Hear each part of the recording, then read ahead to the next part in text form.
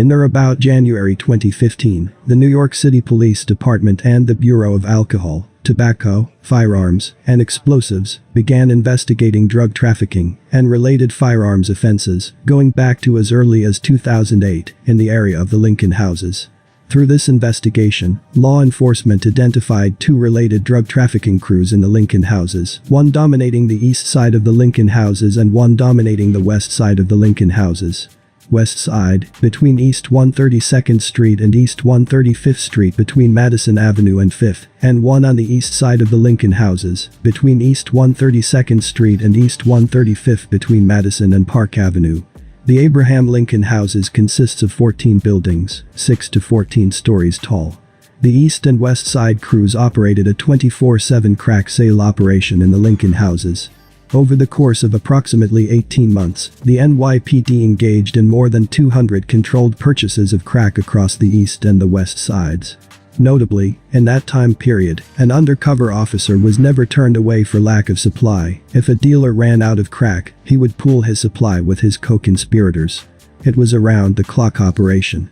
While these 2 crews generally distributed crack separately on their respective sides, there were members of each crew that were permitted to cross over and sell on each side of the Lincoln houses. Moreover, members of each crew protected each other's right to sell exclusively in Lincoln. Outsiders were not allowed. In particular, on the west side, this protection was done through violence and use of firearms. Firearms were held directly by individuals and were also placed strategically throughout the west side so that members of the west side crew would have easy access. These firearms were left in places such as garbages, scaffolding, and the grass, communal spaces also shared by children and other residents. The west side crew further engaged in violent rivalries with neighboring housing development drug crews. One such crew was the Goodfellas, who operated a few blocks south into the vicinity of 129th Street. While the east side crew of Lincoln was generally less violent, it benefited from the west side crew's protection of Lincoln's turf. Moreover, the east and west side crews have interfered with the lives of law-abiding residents of the Lincoln houses on a daily basis.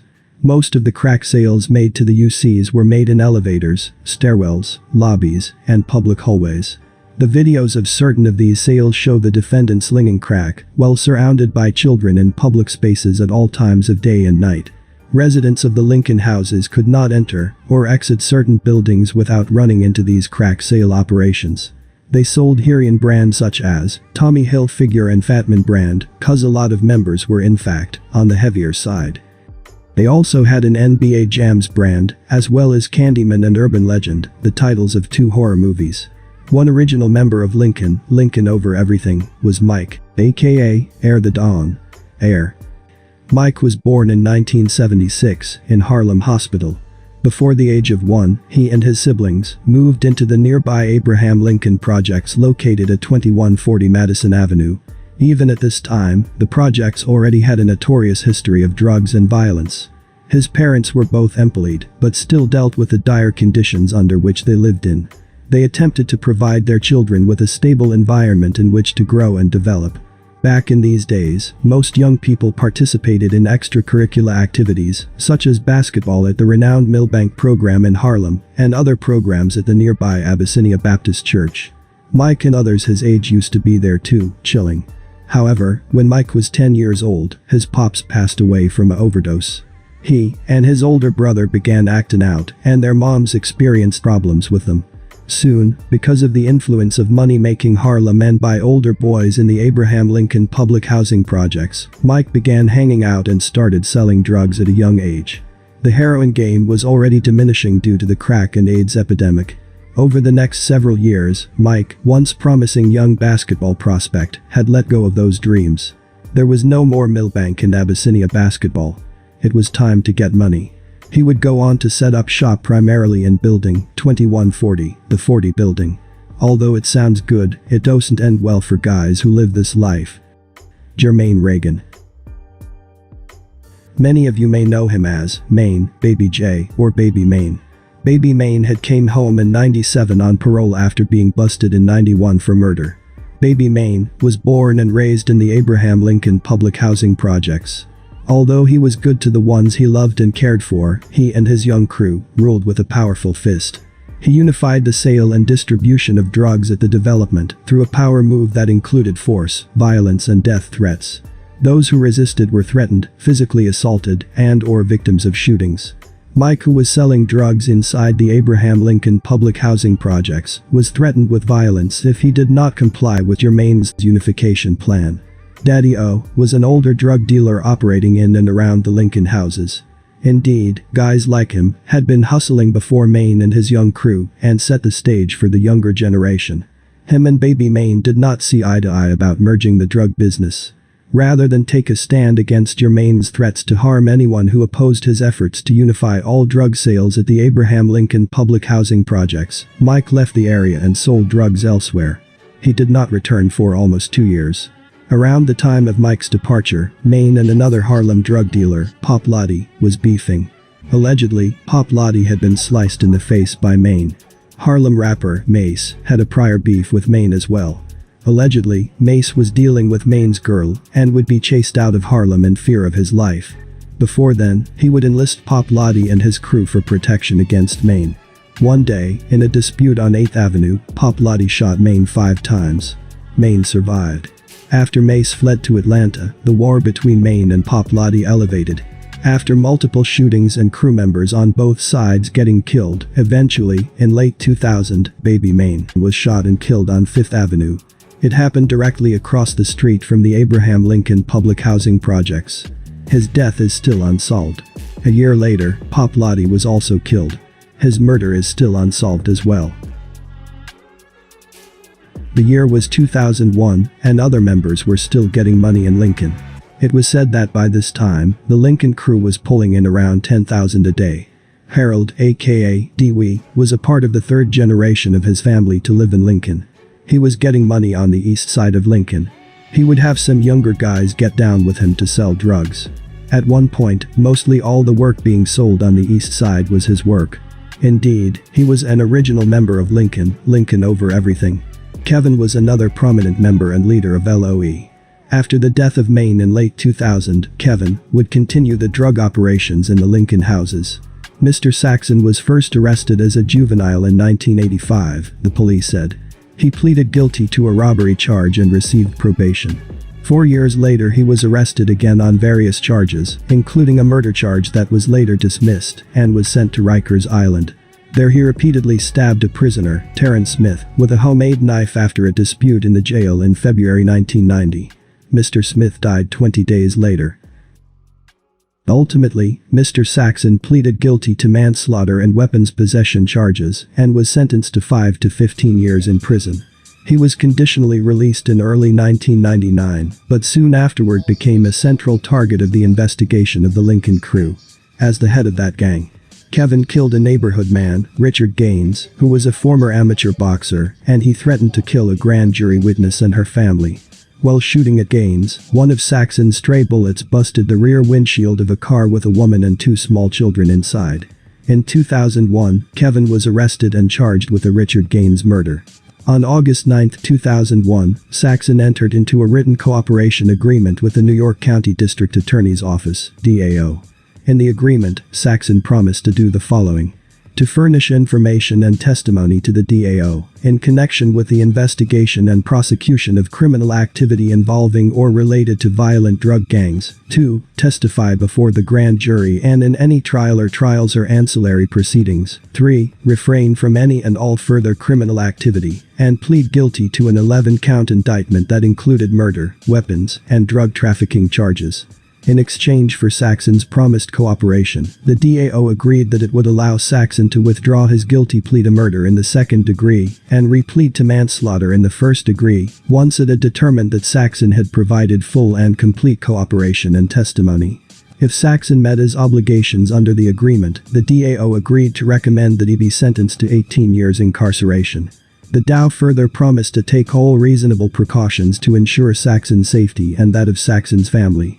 The trial judge advised Saxon of the consequences of breaching the agreement, including the fact that the court would be free to impose the maximum sentence. Saxon then withdrew his not guilty plea and pled guilty to the 11-count indictment. Saxon subsequently breached the agreement. On May 2, 2002, during transport to the Westchester County Jail in Valhalla, New York, after testifying before a grand jury in New York County, Saxon escaped. Authorities let Saxon make some phone calls as a token of gratitude. But DA officials suspected Saxon may have used the calls to alert his drug gang pals to his impending escape. Saxon, the savage 6-footer who weighed 260 pounds, had managed to slip out of his leg shackles as the vehicle reached the High Bridge section of the Bronx on a service road of the major Deegan Expressway. Authorities didn't know whether the leg shackles were too loose, improperly affixed, or if Saxon picked the lock. An officer, who had been in the back seat with Saxon, leaped out of the van and chased him, but quickly lost his man at West 161st Street and Ogden Avenue. A citywide manhunt ensued. He would escape to a chick's house in Brooklyn before making his way to Virginia on May 17. The next day, Saxon and his armed crew arrive in Newport News, Virginia, and check into the Days Inn Hotel at Warwick Boulevard. On May 19, 2 p.m., Saxon and his crew checked out of the Days Inn and visits a house in Yorktown. After 10 p.m., he is taken to 101 Solibay Street, where he stayed at in exchange for money and crack. After 20 days on the lam, the ringleader of the $10,000 a day Lincoln Crew heroin gang was nabbed at the crack house hideout in Yorktown, Virginia. The feared fugitive made one wrong move, using his cell phone, which they were able to track and learn his location. After his capture, Saxon appeared for sentencing on his guilty plea.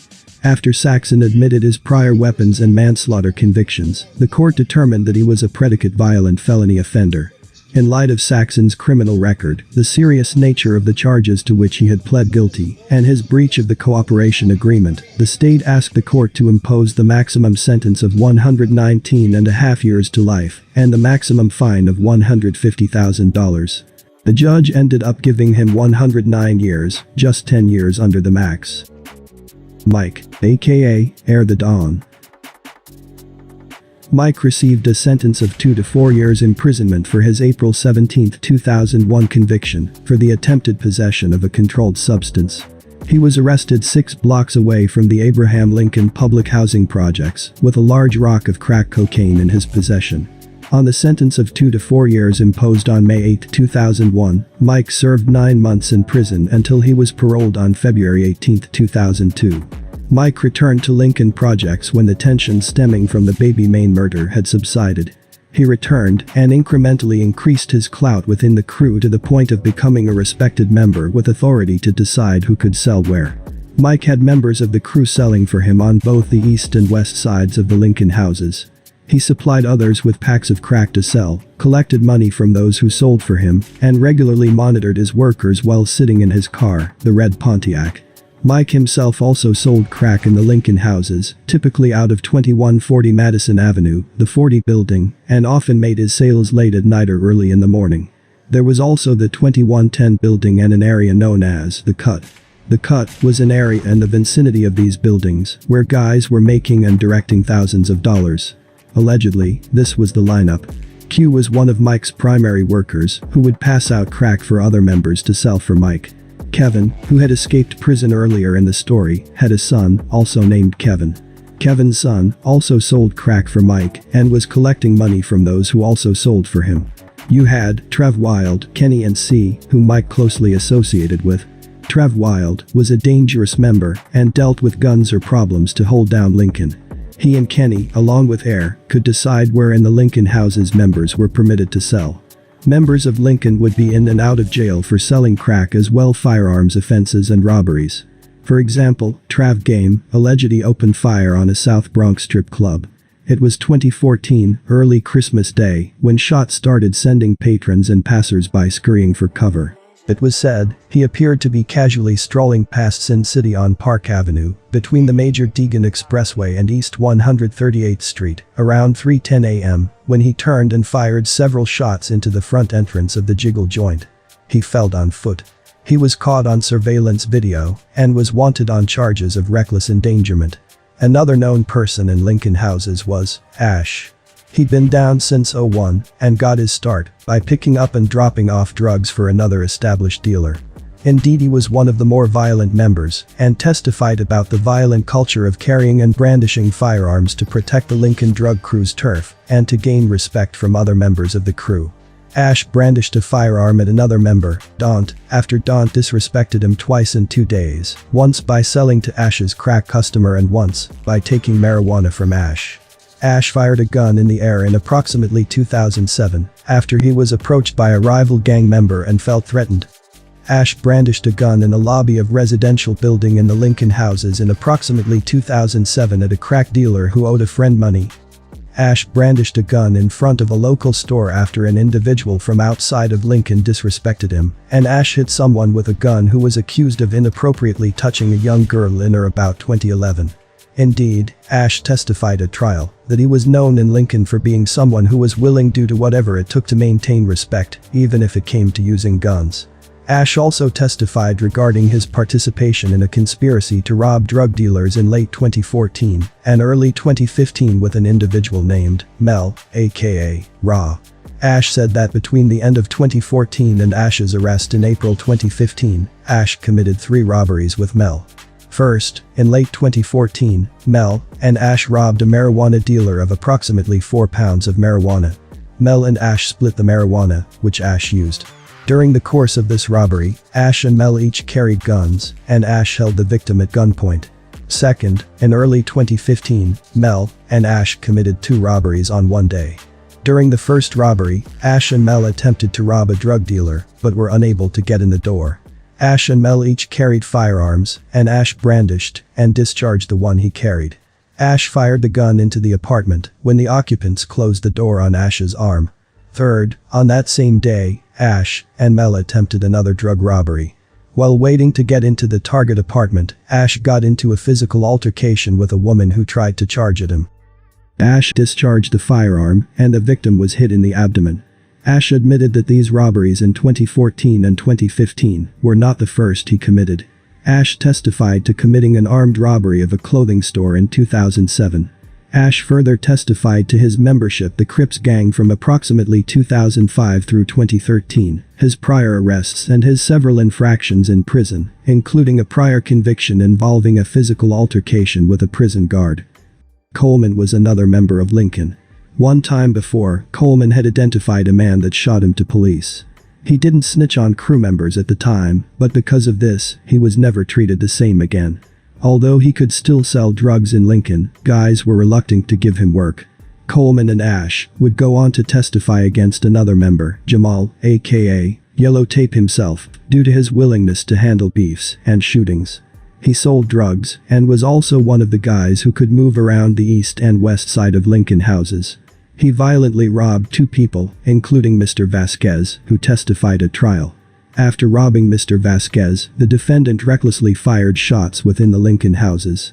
Mr. Vasquez could have been killed since he had to dodge shots, as could any unsuspecting resident or child who may have been on the other side of that lobby window that Molly shot up. Ultimately, the defendant's use of guns and his status as a protector of the Lincoln drug crew distinguished him from many other members. Allegedly during this time, the cut, an area frequently harbored by Lincoln drug dealers, was getting shot up at least 4 times a week. This would be a part of the 129th Street Goodfellas beefs and whatever other beefs they had. Harold, aka Dewey, would deal with his share of imprisonment as a result of this conspiracy. As we said earlier, he was the top guy on the east side of Lincoln at a point. He had guys working with or for him, such as Rocket, M, Ice, Afro, and others. As time progresses, new generations come along. The influences they have are those around them. By 2018, Lincoln members, such as Ibrahim, Centeno, E-Day, and EP, were locked up and indicted on a slew of charged. You also had young guys, like Trevor and S. In one June 2017 crime, 3 members, Naquan, Norman and a third person, allegedly took a man's cell phone and wallet while holding a semi-automatic pistol to his head. That incident took place at East 118th Street and Lexington Avenue. 3 days earlier, 4 men, Alyssa, Centeno, Khalil and Trevor Gibbs, had allegedly used the same gun to shoot a man in the chest at Marcus Garvey Park. 2 months later, in August 2017, Aubrey Carter and Taven Hines allegedly shot at a group of young men on West 129th Street between 5th and 6th Avenues, hitting one in the abdomen and another in the arm. The violence wouldn't end here. In March of 2019, a single punch sparked a wild brawl outside a Bronx bar that left one man dead and two others shot and stabbed. The one that died, Rocket. We mentioned Rocket earlier as someone who worked dealing drugs with Dewey on the east side. Basically, people were gathered outside the O's Tavern on East 138th Street in Mott Haven, greeting each other and chatting before an instigator sucker punches a man standing next to him. As more punches are thrown, a man dressed in red pulls a gun and shoots two people before running off. Meanwhile, Kareem, aka Rocket, defends the first person who was punched before being attacked by three men who repeatedly stab him in the chest. Rocket, 29 at the time, was rushed to Lincoln Hospital but could not be saved. A 27-year-old man shot in the chest and stabbed in the face was taken to the same hospital in critical condition. A 30-year-old man stabbed in the face was listed in stable condition at Harlem Hospital. Allegedly, it was a dude named Aviles who punched and kicked Rocket as another dude, Williams, stabbed Rocket 11 times. Williams then allegedly stabbed the two survivors. This might not have really been covered because the same week, the press was covering Trinitarios who were charged with the murder of 15-year-old Lissandro Guzman Fellas in the Bronx. For now, this about wraps it up. This is pretty much an outline of Lincoln houses. There are many more stories that we didn't cover and look out down the line for us to revisit. But as always, stay low and thanks for watching.